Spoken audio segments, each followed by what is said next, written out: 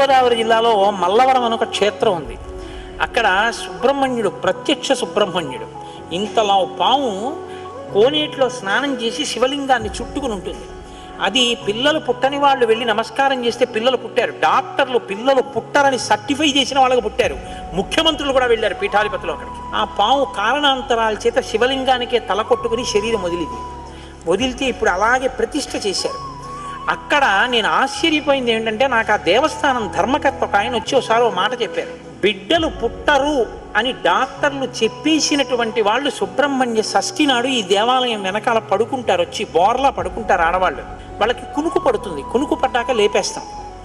ఆ మరుసటి సంవత్సరం వాళ్ళు పసిపిల్లల్ని పట్టుకుని వస్తారండి అని చెప్పారు.